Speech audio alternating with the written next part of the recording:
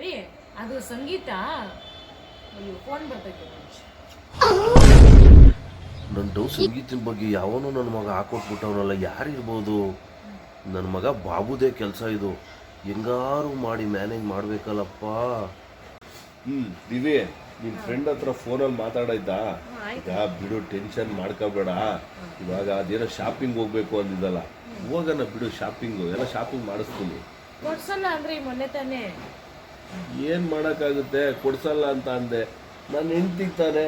ಹಬ್ಬ ಅಂದ್ರೆ ಎಷ್ಟು ಖರ್ಚಾಗ್ಬೋದೆ? ಏನೊಂದು 10,000. 10,000ನಾ? ಆಯ್ತು 10,000 ತಾನೇ, ನಾನು ಖರ್ಚು ಮಾಡ್ತೀನಿ. ನೀನೇನು ಟೆನ್ಷನ್ ಮಾಡ್ಕೋಬೇಡ. ಹೊರಡ ನಡಿ, ಶಾಪಿಂಗ್ ಮಾಡೋಣ. ನಿನ್ಗೆ ಏನು ಬೇಕು ಕೊಡಿಸ್ತೀನಿ ನಾನು, ನೀನೇನು ಟೆನ್ಷನ್ ಮಾಡ್ಕೋಬೇಡ. ಏನೋ ಮಿಸ್ ಹೊಡಿತಾ ಇದೆಯಲ್ಲ. ನಿಮ್ ಗಂಡಸರಂತೂ ನಾವು ನಂಬಕ್ಕಾಗಲ್ಲ, ಅದ್ರಲ್ಲೂ ನಿಮ್ಮನ್ನಂತೂ ನಾನು ನಂಬೋದೇ ಇಲ್ಲ. ತೆಗಿ, 5,000 ಅಡ್ವಾನ್ಸ್ ತೆಗೀರಿ ನನ್ಗೆ ಇವಾಗ.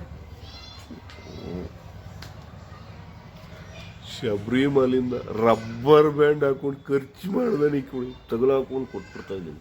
ತಾಳವ. ಥ್ಯಾಂಕ್ ಯು ರೀ. ಇವಾಗ ಏನ್ ಗೊತ್ತಾ, ನನ್ನ ಹತ್ರ 10,000 ಇದೆ, ನೀವ್ 5,000 ಕೊಟ್ಟಿದ್ದೀರಾ. ಸಂಗೀತ ಮೊಬೈಲ್ ಶೋರೂಮ್ ಅಲ್ಲಿ ನ್ಯೂ ಇಯರ್ ಆಫರ್ ನಡೀತಿದೆ.